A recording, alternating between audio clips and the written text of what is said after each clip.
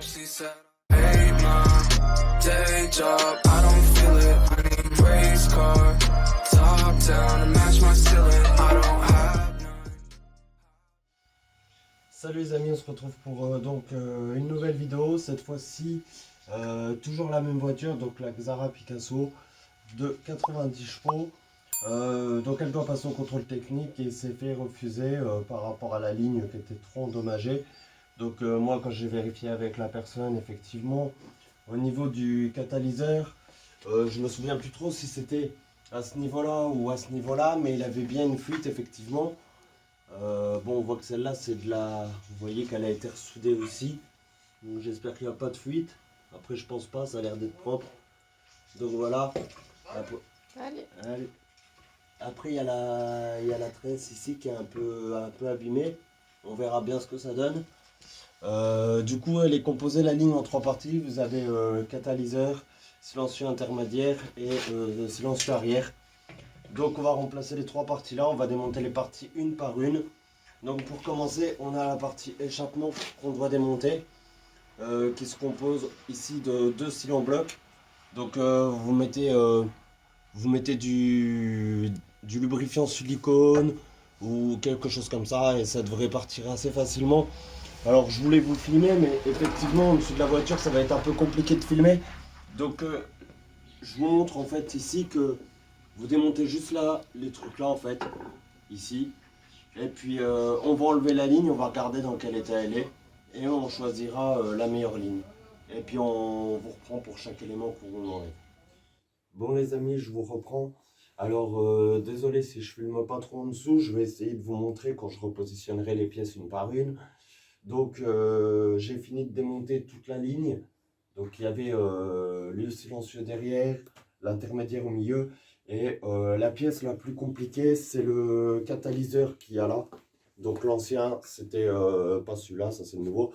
C'est la pièce le plus compliquée à enlever qui vient en amont se coller au turbo. Donc je vous montrerai ça. Je vais vous montrer l'état des pièces qui ont été enlevées. Donc effectivement, ça fera du bien de changer la ligne entière. Alors, hop. Donc on a enlevé le catalyseur, donc voilà, je vous montre. Donc au niveau de la tresse, bon celle-là elle est un peu, je sais pas si vous voyez, elle est un peu abîmée là. Voilà, elle est un peu abîmée aussi en dessous. Mais bon finalement, comparé à celle-là, c'est kiff kiff, rien de méchant, vous voyez.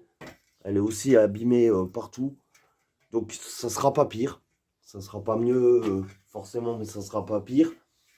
Alors ici, au niveau de la première jointure, ça avait été ressoudé ici. Maintenant, vous dire que c'est bien étanche, je pense, parce qu'il n'y a pas de fuite de calamine, il n'y a pas de noir, il n'y a rien.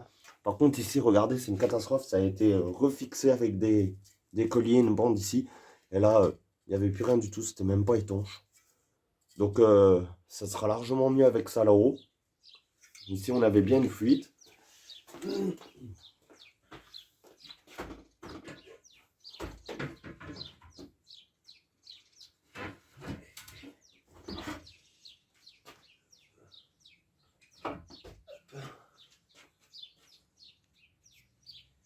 Et là, je vous montre aussi celui-là. Donc celui-là, c'est pareil. Il était déjà percé ici. Donc la première fois que j'étais intervenu sur la voiture pour le contrôle, j'avais mis de la soudure à froid. Bon, écoutez, ça a bien tenu. Donc le noir, c'était d'avant. Je pense que ça n'a pas refui depuis. Et puis du côté là également, c'était bien noir. Et ce que je pense, c'est que ici, la jointure entre le... alors attendez, la partie là va là-haut. Donc la jointure entre le kata et ça, je pense que c'est la fuite qu'il y avait au bout du kata que je vous ai montré avant qui venait cracher ici. Ouais, je pense que c'est ça. Donc ici, il n'y a pas de trou. Par contre, également, il y avait un trou ici. Je ne sais pas si on le verra bien. Au bout de mon doigt, là, ici, au niveau de la fixation, il y a un trou ici.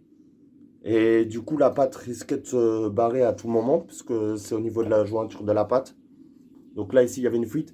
Et là, de toute manière, vous pouvez voir que normalement, il y a une collerette comme ça. Alors déjà, ici, on ne sait pas si ça fouille pas, s'il n'y a pas un trou.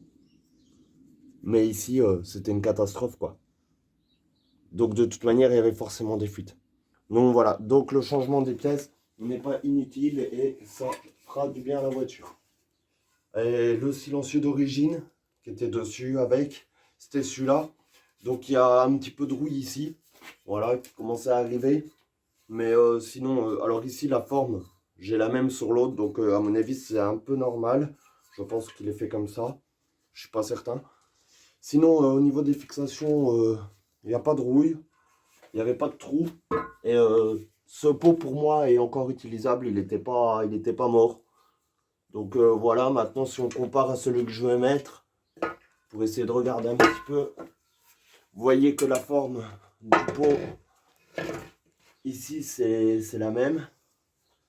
Et au niveau des fixations derrière, ça m'a l'air en moins mauvais état.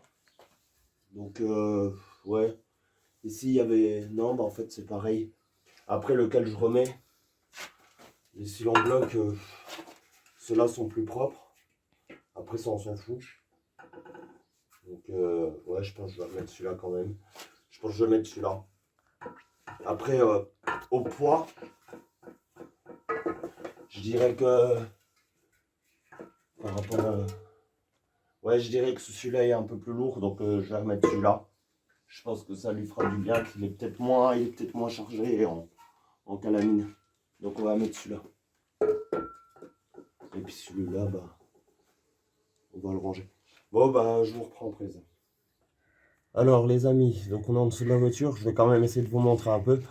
Donc déjà, pour pas trop vous fatiguer, avant de commencer, vous venez caler votre catalyseur, vous mettez une chandelle ou quelque chose, un tasseau de bois ou quelque chose pour venir le maintenir, comme ça vous n'avez pas tout le poids à maintenir.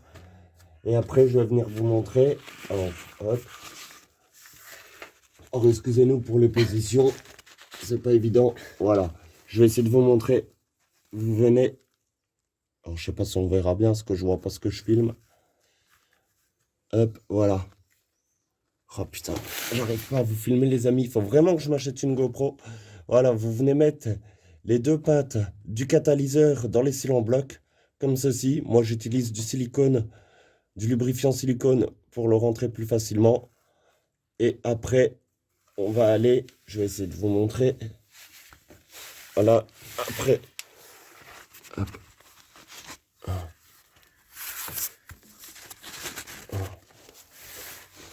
Donc après la tresse, elle passe ici, au-dessus du berceau.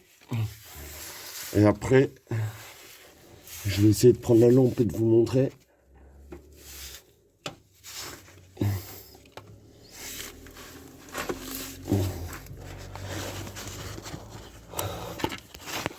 Alors, je sais pas si vous voyez bien. Voilà, là elle tombe pile poil dessus. Le bout du kata avec la tresse. Voilà, qui vient là et qui revient se brancher ici. Voilà, donc ça c'est la sortie du turbo. Et on vient remettre donc le collier autour de ça. Donc je vais faire ça hors caméra parce que là vous voyez j'ai pas de place, je suis en dessous. Et je vous reprendrai après, on remettra le restant. Donc les amis, on est en dessous de la voiture. Alors comme vous pouvez le voir, j'essaie de pas trop bouger mais je suis étroitement en dessous de la voiture, je peux même pas bouger la tête. Voilà, donc le collier du catalyseur est bien remis. Donc pensez bien à remettre les... Je sais pas si vous allez les voir. Alors je vais essayer de vous montrer. Au fond, en fait sur le collier, je sais pas si vous verrez, le collier en fait il a une certaine forme et vous avez une petite patte à venir remettre. Je vais essayer de vous la montrer au bout de mon doigt. Là entre l'écrou et le collier, vous avez une petite patte à remettre pour qu'en fait ça tourne pas. Et de l'autre côté, la vis, le pas de vis de l'autre côté, pareil, il y a une forme en espèce de U pointu pour venir se prendre dans le collier pour qu'en fait la vis ne tourne pas non plus, ce qui vous permet de serrer. Et puis bien faire attention, vous êtes bien dans les deux empattements parce que des fois on a l'impression mais on vient le serrer de travers. Et puis je vous conseille de le mettre légèrement de travers aussi comme ça pour pouvoir avoir plus facilité à démonter. Donc voilà. Donc le kata est bien remis. Hop, voilà. Et puis maintenant, on va venir remettre les silencieux intermédiaires au fond là-haut et le silencieux arrière. Je vous reprends après. Donc les amis, comme vous pouvez le voir, le collier qui vient serrer le silencieux intermédiaire et le catalyseur est bien remis. Voilà, ça bouge pas. Hein. Le pot en haut ne touche pas, donc l'intermédiaire, le cata pareil là-haut. Et puis quand vous longez la ligne, ici, alors excusez-moi, hop, voilà, quand vous longez la ligne ici, après vous tombez sur le cil en bloc, donc qu'on est venu rattacher en haut là-haut, voilà. Après vous continuez, on vient attacher donc le collier autour du silencieux arrière, donc voilà, tout autour, pareil. Et puis vous vérifiez également que le silencieux ici, alors attendez, je vais avancer un peu.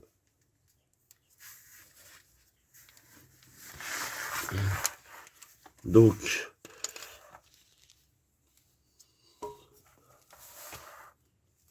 voilà, ici, que le silencieux est bien attaché derrière.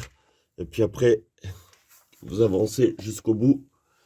Et faire attention qu'ici, je ne sais pas si vous le verrez à ce niveau-là, voilà. Qu'ici, les silo blocs sont bien mis dans leurs emplacements. Et de l'autre côté, près du pneu, là-haut, pareil. Également, que ça soit bien mis à leurs emplacements là-haut, voilà. Et puis une fois que ça c'est fait, je vais sortir de la voiture, je vais vous montrer quelque chose. Donc, vous voyez ici qu'on arrive en sortie, vérifiez qu'ici vous êtes bien centré. Voilà, si on se met bien, vous voyez qu'on est bien centré. Il faut pas, alors, si la ligne est mal mise, elle va venir toucher ici. Ou alors elle va venir toucher là ou là, si on est monté de travers. De toute manière, si vous partez de travers dès le début, vous arriverez de travers à la fin. Donc voilà, après tout est bien fixé. Vous pouvez regarder, voilà, la ligne elle bouge pas. Donc il n'y a pas de souci, donc voilà. Donc bah écoutez, on va descendre la voiture des chandelles. On va enlever tout ce qu'on avait mis et puis on va la démarrer et la sortir. Bon les amis, on a fini la voiture. Donc écoutez, j'ai pas filmé le passage où je vais essayer ou des trucs comme ça, parce que voilà. Mais en tout cas, la voiture, tout est bien remonté. On a vérifié qu'il n'y avait pas de fuite. Donc on l'a laissé tourner au ralenti là dans le garage un petit peu pour voir ce que ça donnait. On a mis des petits coups de gaz pour voir s'il y avait des fuites au niveau de chaque jointure. Il n'y a pas de fuite à ma connaissance. J'ai été faire un tour avec, je l'ai essayé. Elle marche bien, elle a bien sa puissance. Par contre, elle fume énormément au niveau du silencieux arrière. C'est une vraie locomotive, alors deux solutions. Moi j'ai changé donc le kata comme on m'a demandé, j'ai changé l'intermédiaire et le silencieux. Pour moi le silencieux n'avait pas lieu d'être changé puisque celui qui était déjà sur la voiture était en bon état, mais j'ai quand même tout changé. Alors deux solutions, soit le kata il est pourri à l'intérieur, et parce que pour moi le kata il a été repeint. C'est quelqu'un qui a ressoudé et qui a mis de la bombe de pâture. Donc l'état du kata à l'intérieur, il n'y a rien qui prouve qu'il n'est pas pourri. Ou alors il a de la chance, le kata est en bon état, mais vu que j'ai changé les trois éléments, ça se peut que l'intermédiaire ou le silencieux soit pourri, qu'il y en a un des trois qui soit pourri. Mais ça se peut également, vu que les pièces n'ont pas tourné depuis un bout de temps, je pense, qu'il suffit juste d'aller la décrasser. Donc je vais lui dire de la laisser chauffer comme il faut et d'aller les tourner avec. De toute manière, il doit faire de la route. C'est une personne qui est active avec sa voiture. Donc je pense que d'ici là qu'il repasse le contrôle technique, s'il tire bien dedans, qu'il la décrasse, il me donnera des nouvelles et logiquement ça devrait plus fumer comme ça par la suite. Mais là à l'heure actuelle, c'est vrai que ça m'inquiète un peu dans le sens où la voiture fume énormément, en espérant qu'elle soit juste encrassée et que ça y aille mieux après. Voilà, donc sur ce les amis, n'hésitez pas à vous abonner, à lâcher un maximum de likes. Ah oui, petite précision, faut savoir que j'ai pas forcément filmé, mais vous savez quand j'ai démonté le catalyseur et que j'ai remis l'autre, il y a un collier donc qui vient se prendre dedans. Je ne sais pas si j'ai un exemple, non je ne crois pas. Et en fait, il aurait fallu que j'ai une pince à collier d'échappement pour pouvoir enlever ce collier. Du coup moi je n'avais pas ça, j'ai pris deux cintres en métal que je suis venu mettre de chaque côté et je suis venu écarter comme ça. C'est un peu le système D, ça marche très bien, mais c'est vrai que ça bousille les mains, ça fait mal, je vous le cache pas, et c'est une galère. Bah écoutez, je vais faire un peu comme tous les youtubeurs, hein. Si vous voulez me soutenir, je mettrai le lien de mon PayPal pour me faire un petit don, ce qui me permet de m'équiper. J'ai besoin d'un nouveau cric parce que celui-là, ça va pas du tout, il lève pas assez haut. Il me faut une pince pour les colliers d'échappement. Également, je dois faire les suspensions sur ma voiture, c'est-à-dire coupelle, ressort, amortisseur avant. Et du coup, j'ai besoin de, vous savez, les compresseurs de ressort. Alors, je suis pas exigeant, je vais prendre ceux qui a 15-20 euros là pour commencer, puis on verra si on y arrive avec ça. Sinon, après, il existe les compresseurs sur pied. Donc, je verrai bien si je prends ça ou si les autres me suffisent. Alors, également, pour faire les ressorts et tout ça, les suspensions, pour pouvoir déloger la suspension sur la Xara, on est obligé d'enlever le cardan et les coups de cardan. Et d'une manière ou d'une autre, même si j'arrive à le faire sans faire ça, parce qu'il y a moyen, mais c'est un peu risqué de sortir le cardan de la boîte si jamais on le démonte pas de la roue, du moyeu. Donc, je dois commander également une clé dynamo. Vous allez me dire, t'en as déjà une. Oui, j'ai déjà une clé dynamométrique, mais elle va que jusqu'à 200 Nm. Et pour les écrous de cardan, sur la mienne, c'est du 320 Nm, me semble-t-il. Donc, il me faut une clé dynamo qui fasse 320 Nm ou 400 Nm. Donc, il va falloir que je commande ça. Et puis, j'aurai également un roulement, je vous en avais déjà parlé, du côté droit à changer. Ce qui fait qu'il faut également que je commande un extracteur de roulement. Donc, vous voyez, j'ai quelques outils à acheter et quand j'aurai ces outils-là, on pourra reprendre mes projets. Donc, il y a les suspensions à faire, il y a un roulement sur la voiture à faire. C'est pas très urgent, mais il faut le faire. J'ai également les suspensions arrière à changer, mais ça, je le ferai par la suite parce que le plus urgent, c'est vraiment le train avant. Et une fois qu'on aura fait ça, éventuellement, peut-être commencer le projet de la ZX. Pourquoi pas? Donc, si je veux que ça avance et que ça y aille vite, il faut absolument que j'arrive à avoir ces outils. Donc, s'il y en a qui ont la compréhension et la générosité de me faire des petits dons, même si c'est 1 euro, 50 centimes, je m'en moque, les amis, vous me mettez ce que vous voulez, il n'y a pas de tarif. Je mettrai le lien dans la description de mon PayPal. Vous n'êtes pas obligé, c'est voilà, je ne force personne. Après, vous pouvez aussi également m'aider, même si vous ne faites pas un don financier, vous pouvez vraiment m'aider en vous abonnant et en mettant un maximum de likes sur mes vidéos. Ça me permet d'être mieux référencé. Et puis, ben, le petit pécule que je me ferai chaque mois, c'est pas grand chose sur YouTube. Il faut arrêter de croire que les gens qui font des vidéos sur YouTube gagnent des milliers et des cents. Si je me fais 8 ou 5 euros par mois, c'est tout ce qu'on fait. Sachant que pour retirer les sous sur YouTube, c'est un minimum de 70 euros. Donc, vous calculez, il me faut en moyenne 5 à 6 mois pour retirer. Et je vous le dis parce que j'ai une seconde chaîne. Et sur ma première chaîne, je suis déjà monétisé. Et il faut 5 à 6 mois pour retirer 70 euros. Donc, vous voyez, faut du boulot, faut du taf. Voilà. Après, j'oblige personne. Je suis transparent avec vous. Je vous dis les choses. Il y en a qui n'aiment pas parler de la monétisation. Je vous dis franchement, arrêtez de croire que les gens font des millions sur YouTube. C'est énormément de boulot. Il faut tourner la vidéo comme on le fait là. Et après, il faut savoir que je passe encore des heures de travail sur l'ordinateur pour faire le montage de la vidéo. Et après, il faut la mettre en ligne. Et puis, bah, il y a une fois sur deux où ça fait un flop parce que la vidéo, elle est mal référencée, parce que la vidéo, elle est mal mise dans les recherches de YouTube. Donc, c'est pour ça qu'on a vraiment besoin que vous mettiez un maximum de likes et que vous vous abonniez. En tout cas, merci à tous ceux qui ont regardé la vidéo jusqu'ici. Je vous en remercie vraiment. Vous pouvez m'envoyer des commentaires, faire des suggestions de vidéos. Il n'y a pas de souci. Je peux faire aussi autre chose que de la mécanique. Ça peut être des vlogs, ça peut être des balades, comme vous avez pu déjà le voir. Et voilà, les amis. En tout cas, merci beaucoup et je vous dis à très très vite pour une autre vidéo. Ciao.